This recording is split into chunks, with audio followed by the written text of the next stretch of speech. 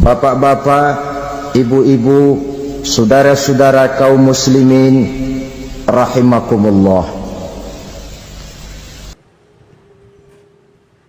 Murai di dahan dan koko ayam di kandang, dunia ini penuh dengan berbagai macam kesibukan. Sejak dari petani yang turun ke ladang, pedagang yang berangkat ke pasar, pelajar yang menuju sekolah, sampai kepada pegawai yang berangkat ke kantor, seluruhnya tidak lain untuk mencari sesuatu yang bernama bahagia. Setiap orang menginginkan kebahagiaan, dan tidak seorang pun menginginkan kesengsaraan dalam kehidupan ini. Namun nyatanya tidak setiap orang yang ingin bahagia mengetahui jalan yang harus ditempuhnya untuk sampai kepada kebahagiaan itu.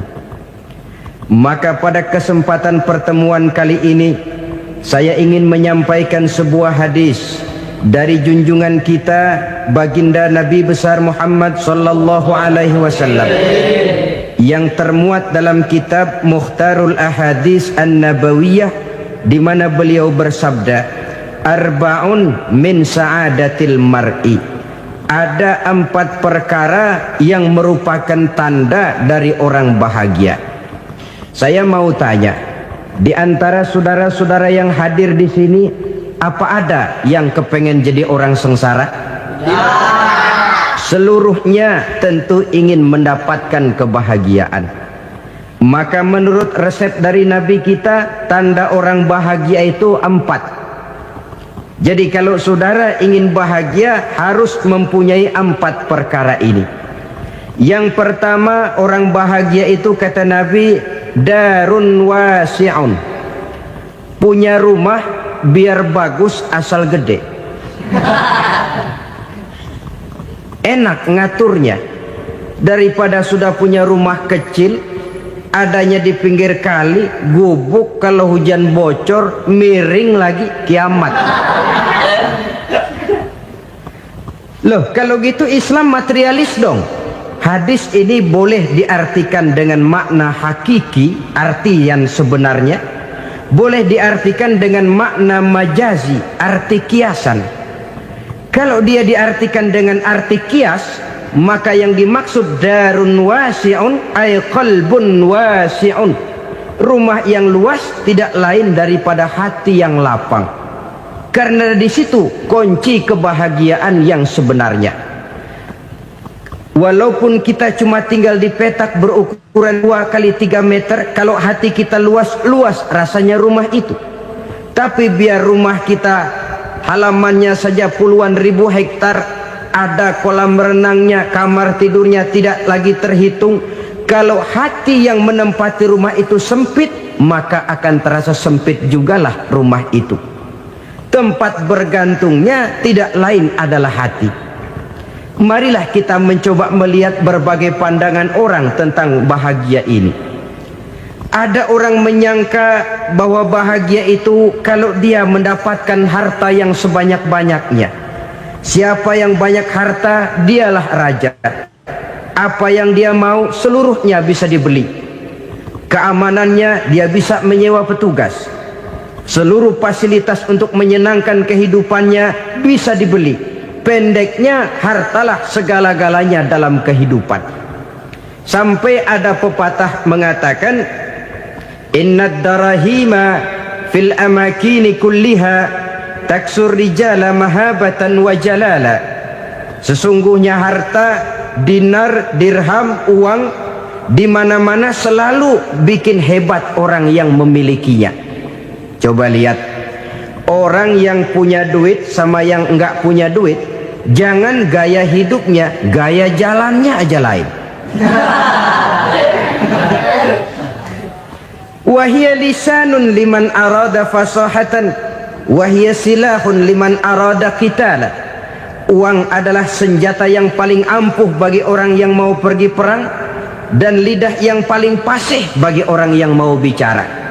Kalau bicara dengan lidah macet, cobalah bicara dengan harta, lancar. Sampai ada pepatah demikian, segalanya bisa diatur dengan harta.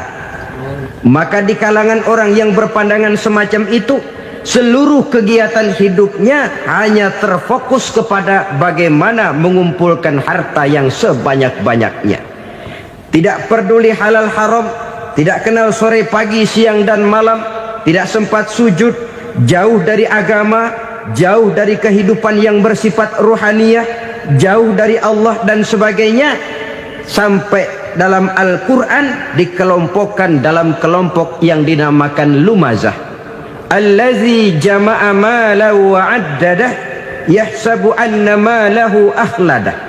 Mereka mengumpul-ngumpulkan harta sebanyak-banyaknya dan menyangka bahwa harta yang banyak itu dapat mengekalkan hidupnya, mengekalkan kekayaannya, mengekalkan kebahagiaannya.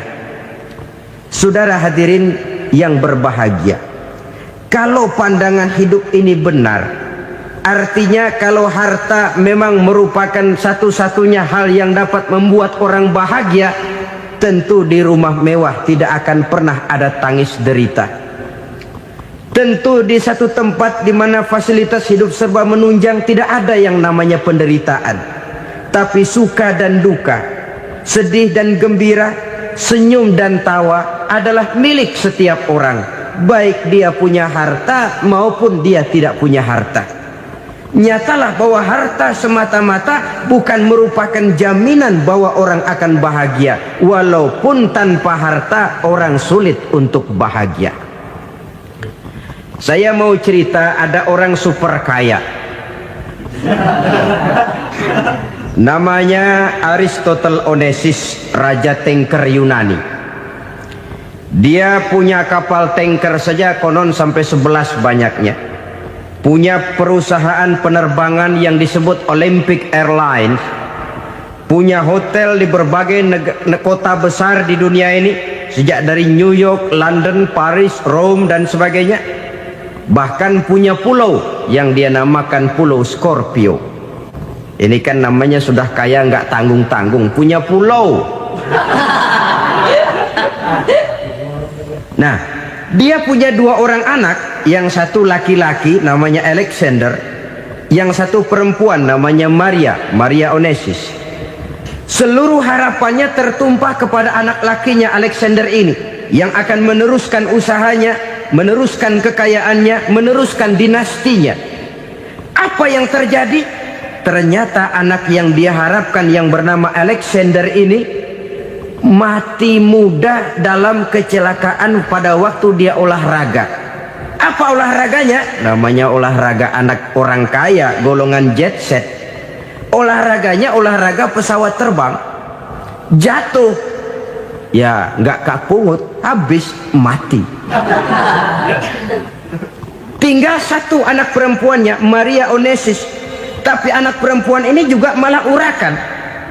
Terakhir dia pacaran, bahkan kemudian kawin sama orang Rusia.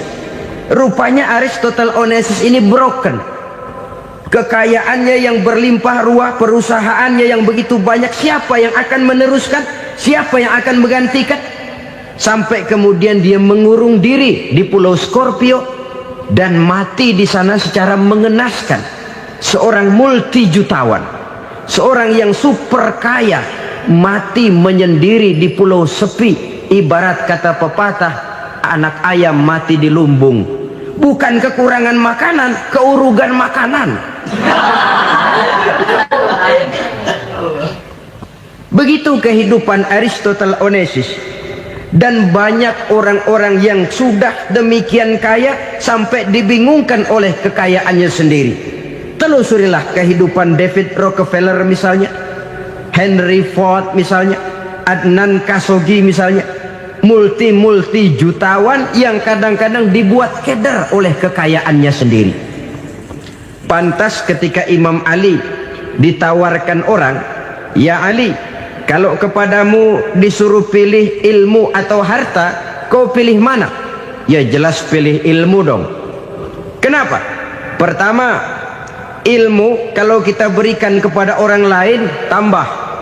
Tapi harta kalau kita berikan kepada orang lain kurang.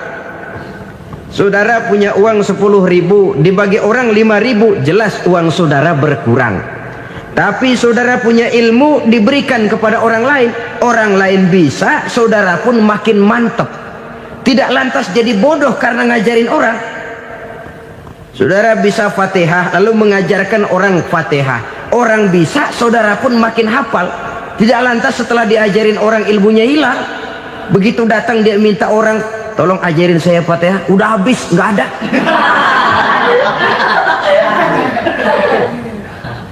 Yang kedua kata Imam Ali, ilmu menjaga kita. Kalau harta, kita yang harus jaga. Makin banyak ilmu, makin terpelihara diri seharusnya. Tetapi makin banyak harta, makin bingung kita jaganya. Sampai kadang-kadang kalau perlu seluruh keliling rumah dipasangi alarm. Belum cukup disewakan anjing besar-besar, pasang di depan pintu, awas anjing galak. Masih belum cukup juga, cari centeng tukang-tukang kepruk jaga rumah. Masih terasa belum aman, padahal rumahnya dikelilingi tembok besar. Di balik tembok ada pintu-pintunya tebal. Di balik pintu itu terbuka masuk kamar, kamar pun ada pintunya, pintunya pun kuat. Masuk ke dalam kamar ada lemari, lemarinya pun pintunya kuat, dikunci, kuncinya pun kuat. Tapi terhadap seluruhnya yang timbul cuma sekedar was-was saja. Kesimpulannya sekali lagi, tanpa harta orang memang sulit untuk bahagia. Tapi harta semata-mata tidak merupakan jaminan orang akan bahagia. Dengan hati yang luas, itu modal utama untuk mencapai kebahagiaan hidup. Orang yang hatinya luas, saudara-saudara, punya hati yang lapang, melihat kenyataan hidup ini, dia bersyukur senantiasa kepada Allah. Lantas tidak timbul hasud dan iri hatinya. Oleh karena itu jiwanya selalu lapang. Kalau tidak, cupik hati namanya, dangkal pandangan, tidak senang melihat orang lain dapat nikmat, dan itu sering dijadikan contoh. Kalau orang yang lapang dada, dia lihat tetangganya beli TV baru, dia berkata, alhamdulillah ya, tetangga kita beli TV, mudah-mudahan kita bisa ikut nonton. Lapang dadanya. Tapi orang yang sempit hati, lihat tetangga beli televisi, meriang. Enggak dia apa-apain, meriang. Besoknya dengar tetangga beli motor, makin sakit, ke rumah sakit. Lalu di rumah sakit dengar tetangganya beli mobil, mati. Disiksa oleh perasaannya sendiri. Orang kalau hati sudah sempit dalam hidup, kemanapun dia pergi, sempit rasanya medan kehidupannya. Kemudian kita melihat juga ada orang yang menilai bahwa bahagia itu katanya kalau punya kedudukan yang tinggi, pangkat yang agung, wibawa yang besar. Mungkin betul, tapi mungkin juga tidak. Bergantung kepada hati orang yang punya pangkat itu. Sama dengan harta tadi. Harta akan membawa bahagia kalau dia jatuh ke tangan orang yang berhati lapang. Tapi harta akan jadi bencana kalau jatuh ke tangan hati orang yang sempit. Pangkat akan membawa bahaya kalau jatuh di tangan hati orang yang sempit. Lebih dari itu, kenyataan mengajarkan kepada kita bahwa ternyata pangkat dan jabatan tidak selamanya memberikan kebahagiaan dalam kehidupan. Bahkan resikonya kelewat besar. Beberapa bukti kita bisa ambil dari para pemimpin dunia yang menjadi korban lantaran pangkat dan jabatan yang disandangnya. Saudara ingat Presiden Abraham Lincoln dan John Kennedy dari Amerika? Dibunuh orang. Park Chung-hee dari Korea Selatan, Ziaur Rahman dari Bangladesh, Anwar Sadat dari Mesir, terakhir Indira Gandhi dari India, menjadi korban dari pangkat dan jabatan yang disandangnya dari orang-orang yang tidak senang dia memegang jabatan itu. Dia akan mudah mengundang bencana. Sehingga pantas kalau seorang presiden terkemuka Amerika, Harry Truman namanya, dia mengatakan jabatan presiden itu, kata dia, seperti orang nunggang macan, naik macan. Harus kita taiki, kalau enggak dia bakal nerekam kita. Ngeri katanya.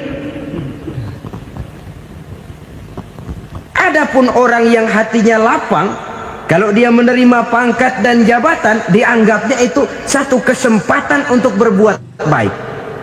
Tapi orang yang berhati sempit, menerima pangkat dan jabatan, bukan kadang-kadang menerima, malah berusaha setengah mati mencapai dengan segala cara.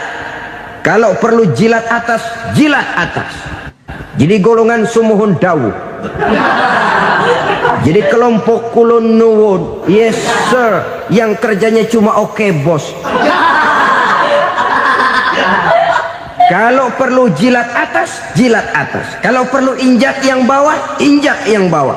Perlu sikut kiri kanan, sikut kiri kanan. Yang penting pangkat dapat, jabatan dapat. Orang yang semacam ini, kalau sudah mempunyai pangkat dan jabatan, biasanya dia tidak menganggap itu sebagai amanah, tidak menganggap sebagai kesempatan berbuat baik, tapi malah kesempatan untuk memperturutkan hawa nafsunya yang dilatar belakangi oleh kesempitan hatinya tadi. Apalagi kalau orang memperoleh pangkat karena banyak mengeluarkan uang, seakan-akan pangkat dan jabatan itu sekarang macam proyek pakai tender. Siapa yang berani bayar segini naik, nggak berani minggir. Padahal logikanya, kalau orang mencapai satu jabatan karena banyak mengeluarkan uang, hampir bisa dipastikan bahwa setelah jabatan itu dia pegang, langkah pertama yang akan dilakukannya ialah berusaha bagaimana uang yang dia keluarkan supaya kembali. Ya paling kurang pulang modal dulu dong. Soal mikirin rakyat soal nanti, tapi ini modal harus pulang. Itu celakanya kalau orang memperoleh pangkat dan jabatan cuma karena banyak mengeluarkan uang. Jarang orang yang mempunyai keyakinan dan pandangan bahwa pangkat dan jabatan merupakan amanah. Jadi sekali lagi, pangkat dan jabatan mungkin saja membawa kebahagiaan kalau jatuh ke tangan orang yang berhati lapang. Tapi bisa jadi bencana kalau dia jatuh ke tangan orang yang mempunyai hati yang sempit. Dan lagi-lagi stresnya hati yang lapang. Lalu sebagian orang, saudara, ada yang berpandangan katanya bahagia itu kalau jadi orang terkenal, mempunyai popularitas, menjadi idola di kalangan remaja, di kalangan orang tua, di segala lapisan masyarakat. Padahal makin populer orang makin terikat dia. Ya kalau macam kita ini kan nggak punya nama, nggak populer, tengah malam buta mau nongkrong di warung Tegal aman. Tapi pangkat, jabatan, kedudukan, popularitas menyebabkan kita diikat dengan berbagai macam peraturan. Cuma mandi sama ke WC saja yang nggak dikawal.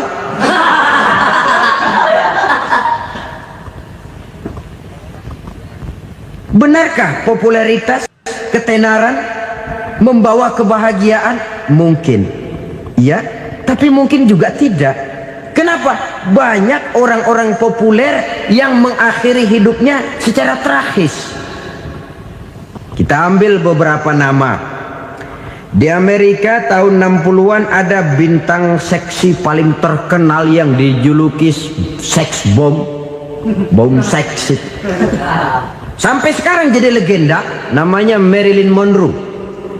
Singkatan doublenya itu inisialnya MM, Marilyn Monroe.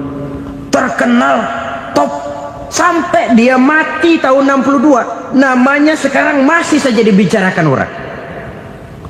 Kenapa dia bunuh diri? Tidak punya hartakah dia? Banyak. Kurang populerkah dia? Seluruh dunia mengenalnya. Sejak rakyat kecil sampai pejabat tinggi dia punya hubungan. Kenapa? Jenuh. Dia terlahir dalam keadaan yatim. Setelah itu tidak lama dia berangkat remaja, ibunya meninggal. Pindah dari wanita asuh ke wanita asuh sampai 12 orang ibu angkatnya.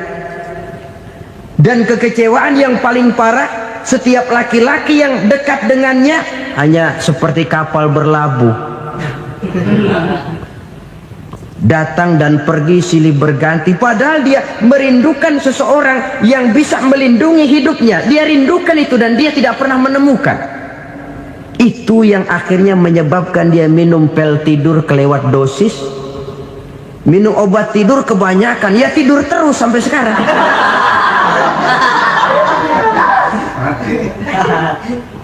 Dia mengakui, saya telah memiliki ketenaran, tapi saya tidak pernah hidup dalam ketenaran itu. Saya pandai main sandiwara, tapi saya ingin hidup dalam alam yang real sebagaimana umumnya orang. Itu yang dia rindukan. Menyusul jejak yang namanya Marilyn Monroe ini, Billie Holiday, saudara kenal tentu, di rumah sakit dirawat. Dia juga minum obat overdosis, mati lagi. Jimi Hendrix minum obat tidur overdosis kelewat batas, mati lagi. Lalu yang menghanyutkan diri di danau, Janis Joplin dan Brian Jones. Ini orang-orang populer, orang-orang terkemuka yang mengakhiri hidup secara tragis, bukan karena tidak terkenal, mungkin karena sudah saking terkenalnya. Contoh paling belakangan, Bruce Lee. Wah, ini tukang-tukang kepruk tentu kenal siapa dia. Sampai sekarang pun tabir kematiannya masih merupakan misteri. Dan yang masih hidup juga menunjukkan gejala yang aneh. Michael Jackson, rumahnya di Beverly Hills itu dijaga sedemikian rupa, dan dia selalu curiga kepada setiap makanan harus steril, bersih dari segala macam kimia. Kemana dia pergi, itu tukang-tukang kepruk sudah selalu menjaga dan mengawal, dan dia seakan takut menunjukkan mukanya yang asli. Hingga kalau tampil ke tengah di luar show, dia kadang memakai pakaian yang tidak menunjukkan dia yang sebenarnya, takut dikenali orang. Ternyata popularitas sering jadi momok yang meracuni kehidupan manusia. Oleh karena itu, benarlah junjungan kita pada saat beliau mengajarkan orang akan bahagia kalau dia mempunyai hati yang lapang. Nah, sekarang masalahnya untuk mendapatkan hati yang lapang, caranya bagaimana? Kita kembali kepada konsep Quran. Allah mengajarkan, ala inna bi dzikrillahi tatmainnul qulub. Ketahuilah bahwa dengan banyak mengingat Allah, hati akan tenang, jiwa akan lapang. Dengan kata lain, dekat dengan agama, merasakan kehadiran Allah dekat dalam hidup. Itu muara pertama untuk mencapai hati yang lapang. Ala inna bi dzikrillahi tatmainnul qulub. Jangan macam orang sekarang ingin mendapatkan ketenangan lalu tapak di puncak gunung, di gua-gua, di tempat sepi. Iyalah kalau nggak ada ular. Kalau tergigit ular berbisa, ketenangan belum, mati jelas itu. Islam positif untuk mendapatkan ketenangan. Ala inna bi dzikrillahi tatmainnul qulubi. Bahwa ketahuilah bahwa dengan banyak mengingat Allah, hati akan tenang, jiwa akan lapang, nuansa pikiran akan luas.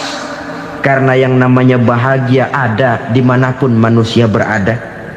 Di kampung ada bahagia, di kota ada bahagia, di ngarai, di lembah, di gunung, di hutan, di lautan, di angkasa luar, dimanapun bahagia itu ada kalau kita bermodalkan hati yang lapang ini.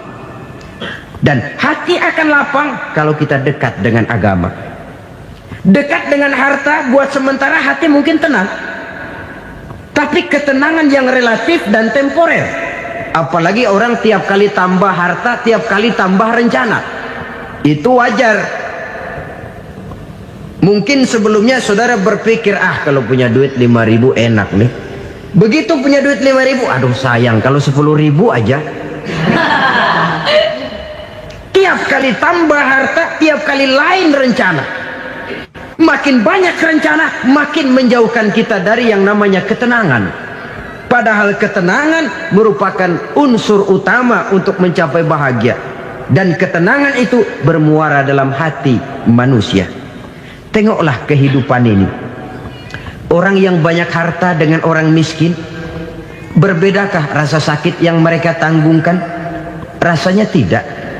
Walaupun si kaya tidur di kasur empuk berselimutkan sutra mahal, sementara si miskin meringkuk di balai bambu yang keras dan kasar. Apabila maut datang, dia juga tidak pernah pilih bulu.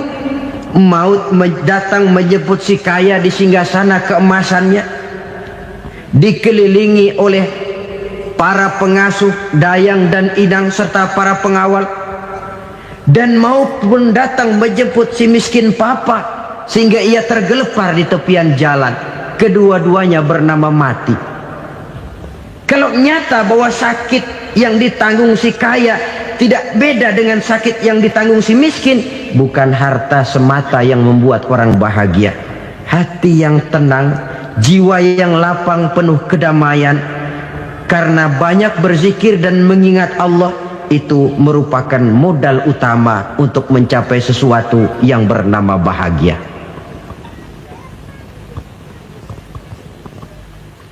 Saudara hadirin yang saya hormati, inilah yang pertama dari 4 ciri yang digambarkan oleh Nabi tentang tanda-tanda orang bahagia.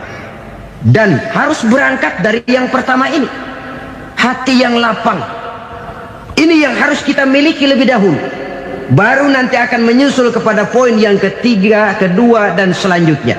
Sebab kalau hati sudah terisi dengan jiwa yang lapang, seluruh persoalan insya Allah akan bisa kita atasi dengan sebagaimana mestinya. Yang kedua sekarang, tanda orang bahagia menurut baginda Nabi, markabun syariah. Orang bahagia itu, kata beliau, punya kendaraan biar cepat asal lancar. Artinya kemana dia mau pergi mudah. Apa maksud hadis ini? Kalau kita kaji lebih dalam, kendaraan itu kan alat transportasi. Transportasi tidak lain adalah usaha memudahkan komunikasi. Pindah dari situ kepada teori bahwa manusia adalah zon political, makhluk bermasyarakat yang tidak bisa memenuhi kebutuhan hidupnya secara sendirian. Kita memerlukan keberadaan orang lain dalam kehidupan ini. Untuk memakai baju saja kita sudah perlukan petani yang tanam kapas, pabrik yang memintal kapas jadi benang, pabrik yang menenun benang jadi kain, sampai kepada mesin jahit, sampai kepada tukang jahit. Itu cuma untuk memakai pakaian saja. Tidak seorang pun di antara kita yang sanggup memenuhi kebutuhan hidupnya secara sendiri. Kita perlu orang lain. Maka kebebasan dalam arti mutlak, kebebasan tanpa batas, itu tidak mungkin ada dalam kehidupan. Karena kita mengadakan yang disebut interaksi sosial. Setiap kegiatan kita tentu melibatkan orang lain. Menurut kita barangkali kita bebas jalan di jalan raya semaunya, tapi orang lain berkendaraan pun merasa bahwa ini ada juga jalan haknya, dan begitu selanjutnya. Oleh karena itu, maksud dari kendaraan yang cepat ini adalah khulatuhu ma'as solihin. Lingkungan pergaulannya terdiri dari orang-orang soleh. Pergaulannya luas. Kemana dia pergi ada temannya. Kesulitannya ada tempat dia cerita.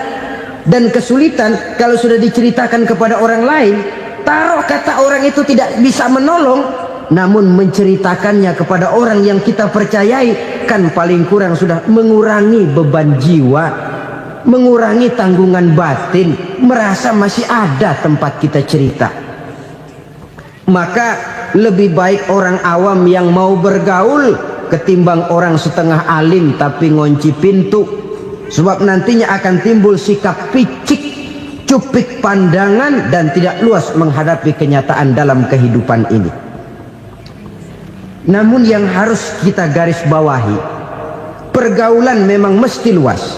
Namun jangan sekali-kali lupa, bahwa pergaulan sangat besar pengaruhnya dalam ikut membentuk kepribadian manusia. Sehari-hari bisa kita bilang, kalau kita dekat sama tukang minyak wangi, sekalipun nggak dibagi minyaknya, baunya tentu dapat. Betul? Tapi dekat sama tukang elas, walaupun nggak kena apinya, asapnya mesti kena. Kalau Syauqi mengatakan lebih jelas lagi, man asyaral asyrafa asa musyarrafan wa muasyiral anzali ghairu musyarrafin. Awalam taral jildal hakira muqabbalan bisagri lamma sara jildal mushaf. Siapa yang bergaul dengan orang mulia, dia bakal ikut menjadi mulia. Tapi siapa yang berteman dengan orang hina, dia tidak bakal ikut menjadi mulia. Tidakkah kau lihat, kata Syauqi, kulit kambing yang hina pun dicium orang ketika menjadi kantong Quran. Kulit kambing hina, kalau dia sendirian gak ada yang mau cium. Tapi begitu dia bergaul dengan Quran, menjadi kantong Quran, dipakein minyak wangi, ditaruh di tempat yang tinggi, mau diambil dicium dulu, dibawa dengan penuh hormat dan hati-hati. Kulit kambing yang hina lantaran berteman dengan Quran, numpang mujur. Tapi coba lihat kalau kulit kambing berteman dengan kayu, jadi beduk, habis. Zohor dikemplang, asar dipukul. Itu pun sedikit saja, cuma salah milih teman. Yang temannya Quran dihormati orang, yang temannya kayu lantaran jadi beduk, gelap-gelap subuh orang udah kemplangin.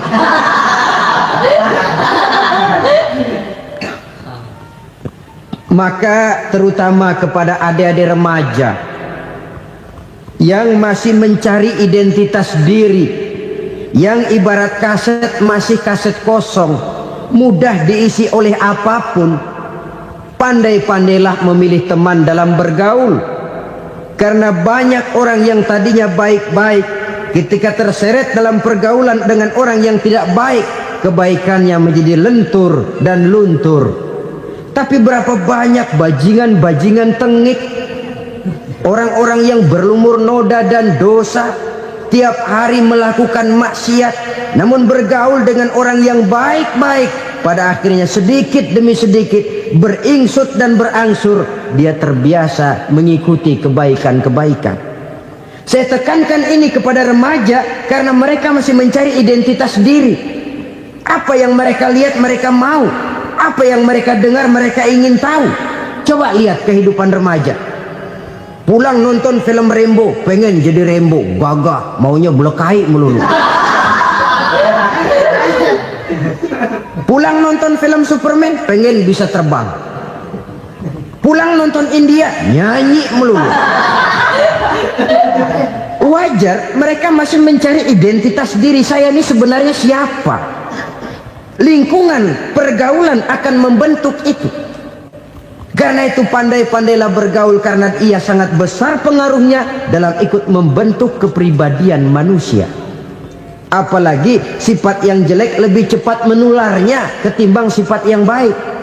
Sifat yang baik, watak yang soleh itu lambat sekali untuk menular.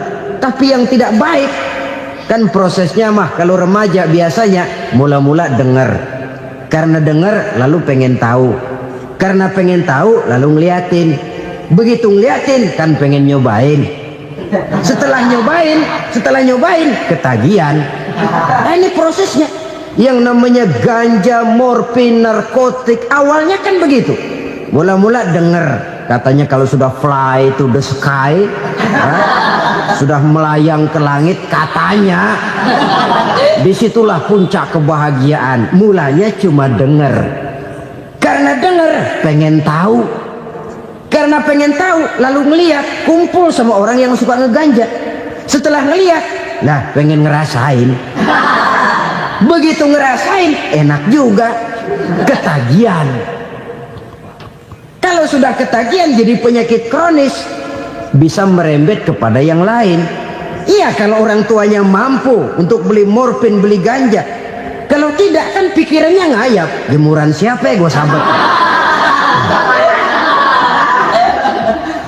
Timbullah perbuatan-perbuatan negatif yang bermula dari salah pergaulan. Apalagi buat adik-adik remaja yang tinggal di kota-kota besar, yang pengaruh budaya, pengaruh kesenian, pengaruh struktur kehidupan yang nampak makin individualistis, di mana persaingan tajam, tensi ekonomi tinggi, orang mudah mengalami stres. Pandai-pandailah dalam bergaul, sekali lagi, karena ia sangat besar pengaruhnya dalam ikut membentuk kepribadian manusia. Orang bahagia punya kendaraan yang cepat, artinya punya pergaulan yang luas, dan lingkungan pergaulannya terdiri dari orang-orang yang soleh. Kemana dia pergi ada teman, kesulitannya ada tempat dia cerita.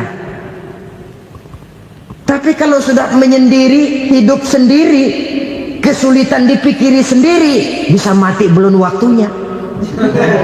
Tidak ada tempat berbagi rasa, tidak ada tempat bercerita, tidak ada tempat mengurangi beban dalam kehidupan. Pantas betul kalau Islam sangat menggalakkan dan menganjurkan orang kalau sudah sampai waktunya itu untuk melangsungkan nikah. Kata Nabi, ya ma'syaras syabab man istata'a minkumul ba'at falyatazawwaj. Hai para pemuda, kalau sudah mampu memberi nafkah, kawinlah, nikahlah kamu. Kenapa? Sudah ada teman hidup, tempat berbagi rasa.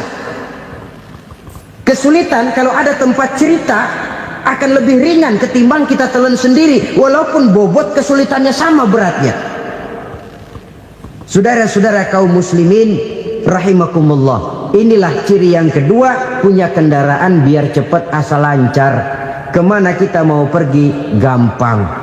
Dengan kata lain, setelah hati yang luas, pergaulan yang luas. Dua.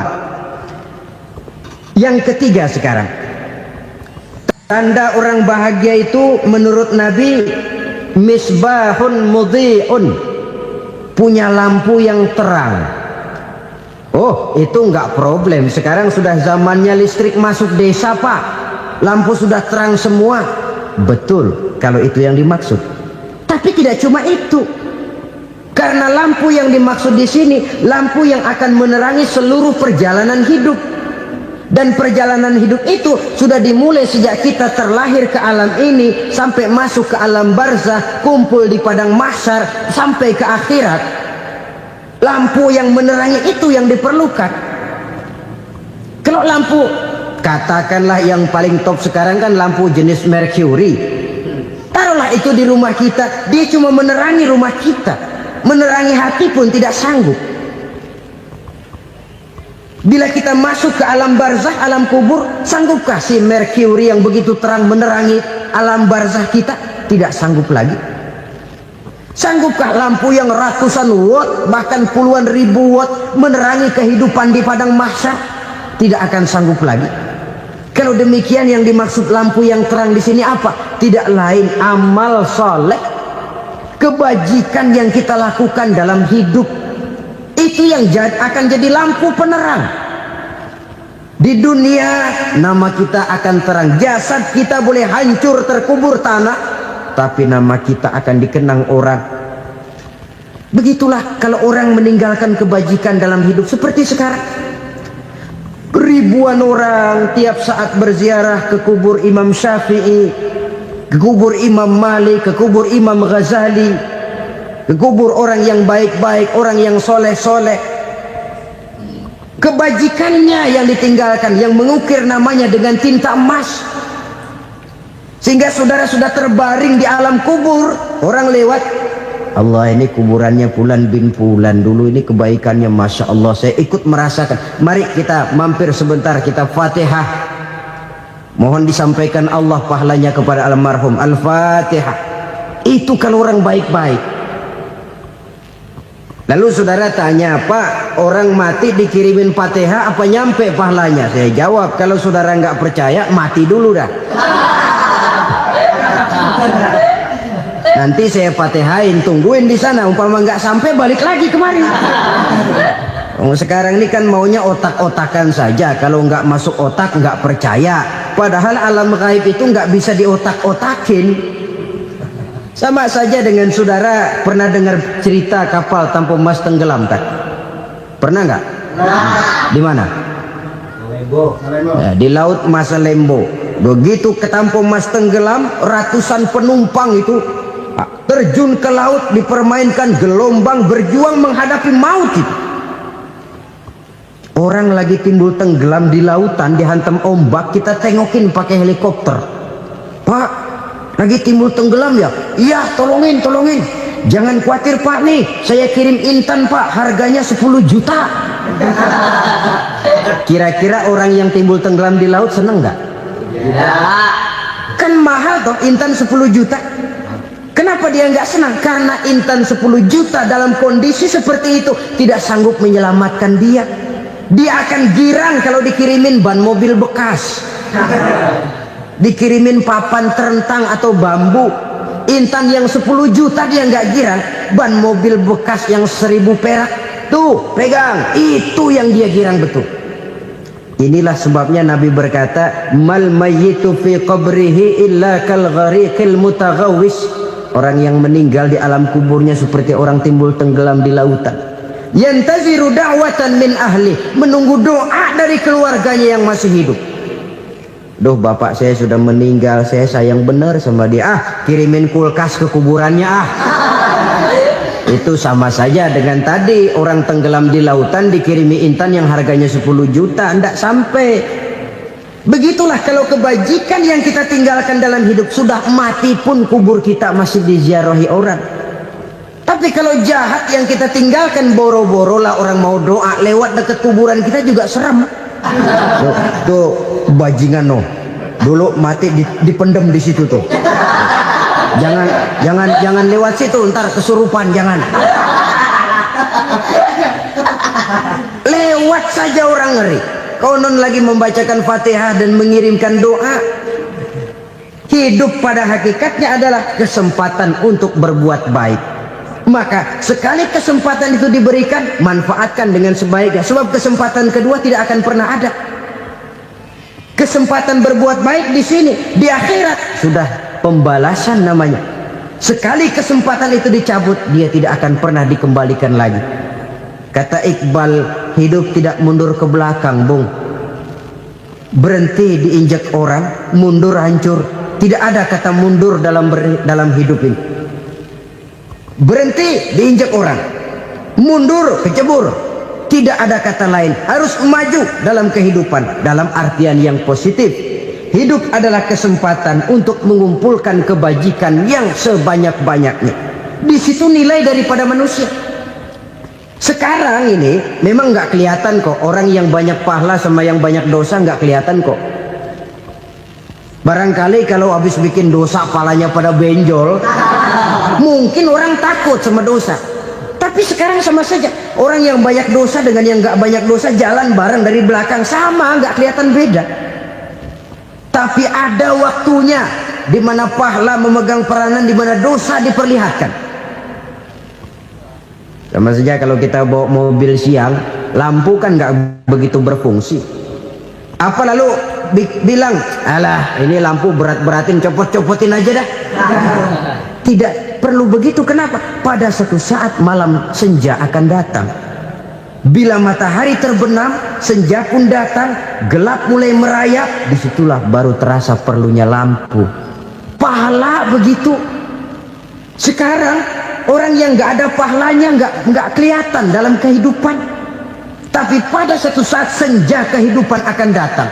Ajal merenggut nyawa, malam merayap, dan hidup mulai diliputi kegelapan di alam barzah. Dikala itu kalau nggak punya lampu, alangkah malangnya kita. Sebab amal yang baik, kata Nabi, di alam barzah itu akan diciptakan menjadi perempuan yang cantik menemani kita. Amal yang jahat akan menjadi orang yang paling jelek nemenin kita. Udah di tempat gelap yang nemenin jelek.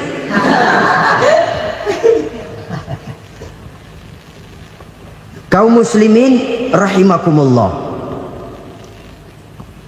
Kalau demikian masalahnya, tergantunglah kita pandai memanfaatkan waktu. Al-waktu kasayf, waktu itu cepat sekali. Yang namanya waktu itu tahu-tahu. Udah tahun 87. Tahu-tahu. Udah begitu. Tahu-tahu. Yang kemarin anak-anak, sekarang udah pada punya anak. Tahu-tahu saja itu. Begitu cepat waktu berlalu. Kalau tidaklah pandai kita memanfaatkannya, akan rugi kita. Nabi bersabda, "Man kana yaumuhu khairun min amsihi fahuwa rabih." Barang siapa yang hari ini lebih baik daripada hari kemarin, itu orang untung. Hari ini lebih baik daripada kemarin. Bulan ini lebih baik dari bulan kemarin. Tahun ini lebih baik dari tahun kemarin. Itu orang yang beruntung.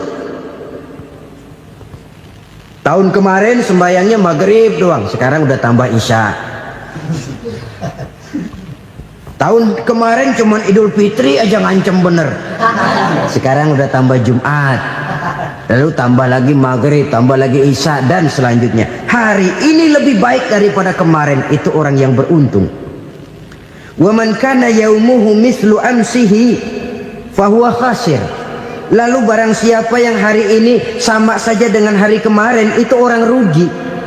Hari ini sama dengan kemarin, rugi itu. Bulan ini begitu, bulan kemarin begitu, tahun ini begitu, tahun lalu juga begitu. Rugi itu orang. Rugi apa? Rugi umur. Umur tambah, amalan gak pernah tambah.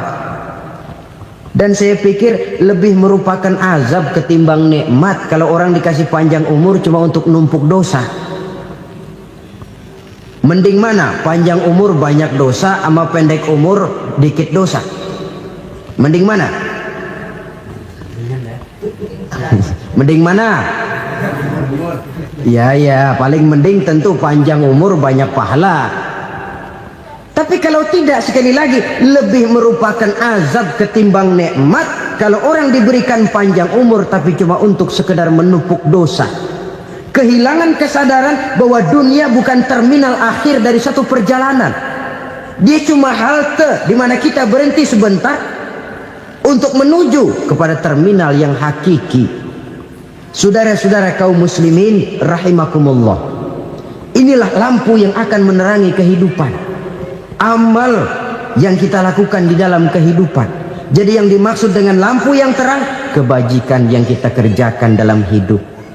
Nah, setiap orang di awal tadi saya bilang ingin bahagia. Bahagia itu kan hakikatnya kumpulan senang dan selamat. Senang, selamat. Apa bedanya? Senang tapi tidak selamat, nggak bahagia. Selamat tapi nggak senang, nggak bahagia orang. Contoh, kalau orang korupsi, duitnya banyak, senang dia, tapi keselamatannya. Ada tentara baris di samping rumahnya udah bingung, padahal tentara latihan. Tentara cuma latihan, dia bingung. Senang, tapi karena keselamatannya tidak terjamin, dia tidak bahagia. Sebaliknya pegawai negeri jujur benar, cuma segaji-gajinya, selamat nggak korupsi tapi melarat, ya nggak bahagia juga, kurang senang. Kesenangan dan keselamatan untuk dunia saja, ya sekali lagi, kalau cuma sekedar untuk dunia saja, bisa dibeli pakai uang, bisa dibeli pakai uang. Saudara ingin selamat, bisa dibeli pakai uang. Saudara ingin senang, bisa dibeli dengan uang. Tapi setelah mati masuk ke alam barzah, habis kekuasaan uang.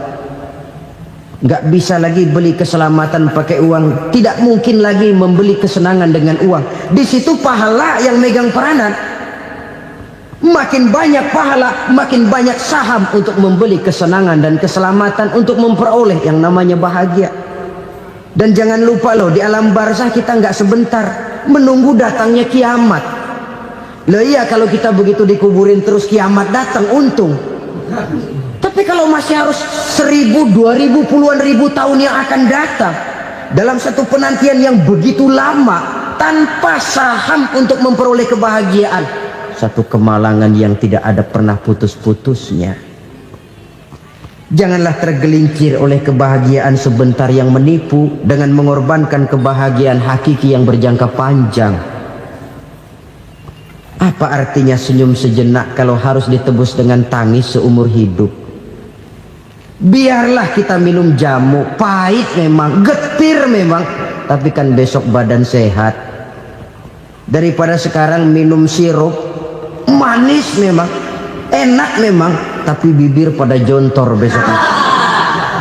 sirawan, batuk, nggak karu-karuan. Banyak orang tertipu oleh kesenangan yang sebentar, padahal laisa kullu ma yalma'u zahaban. Belum tentu semua yang berkilat itu emas, belum tentu semua yang gemerlap itu intan. Karena itu marilah manfaatkan kesempatan yang diberikan Allah ini untuk mengumpulkan kebajikan yang sebanyak-banyaknya. Yang terakhir sekarang, yang keempat, tanda orang bahagia kata Nabi. Zaujatun salihah. Orang bahagia itu tanda yang keempat kata Nabi, punya istri biar cakep asal taat. Sudah surga itu gitu. Cakep taat.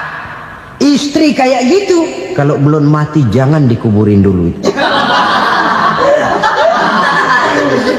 Sudah cakep taat lagi, tapi kadang-kadang enggak, udah jelek ngadat melulu. Apa yang mau dipilih? Sebab itu Quran mengatakan istri pakaian untuk suami, suami pakaian untuk istri. Kenapa suami istri diibaratkan pakaian? Alangkah tingginya gaya bahasa Quran ini. Suami istri teman hidup, hidup perjalanan panjang. Sejak kita dalam rahim sudah ada hidup kan di sini. Sampai ke alam dunia, masuk ke alam barzah, kumpul di padang mahsyar, sampai menuju akhirat, itu perjalanan hidup. Carilah istri atau suami teman hidup yang membawa manfaat tidak hanya kehidupan di dunia ini, sampai di alam barzah, sampai di padang mahsyar. Suaminya mungkin meninggal lebih dulu, atau istrinya mungkin meninggal lebih dulu, tapi suami atau istri yang masih hidup berbuat kebajikan. Suami saya meninggal, ada hartanya, saya sedekahkan, niat pahala untuk almarhum suami saya. Ini teman hidup, tidak dibatasi dan tidak bisa dipisahkan oleh maut sekalipun.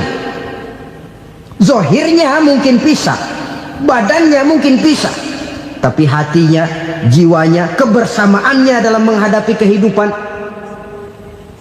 Karena itu saudara-saudara, bahasa Quran indah. Suami istri diibaratkan seperti pakaian. Apa fungsi pakaian? Pertama, pakaian jadi kebanggaan. Artinya suami harus menjadi kebanggaan istri, istri harus jadi kebanggaan suami.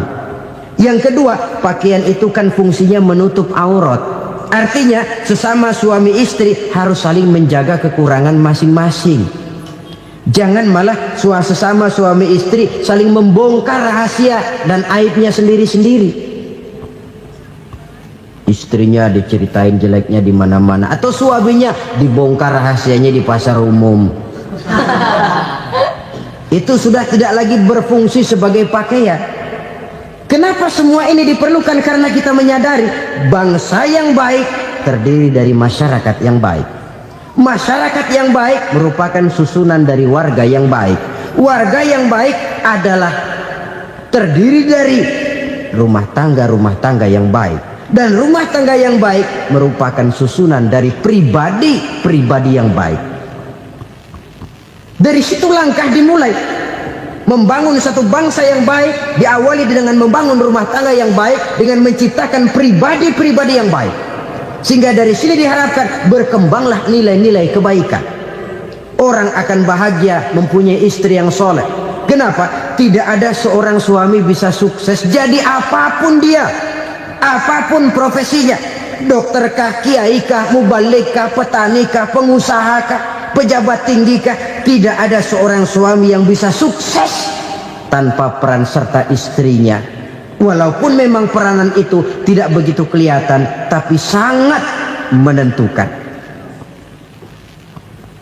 Karena itu, saudara hadirin yang saya hormati, Islam sangat menghargai kaum wanita, memberikan kedudukan yang tinggi sepanjang tidak mematikan kodrat kewanitaannya. Nah, kalau sudah kesuksesan ini diawali dari rumah tangga, karier di masyarakat mudah untuk dikejar. Tapi keberantakan di rumah tangga merupakan kegagalan pertama di tempat lain. Nah, inilah saja yang dapat Al-Fakir sampaikan pada pertemuan kali ini.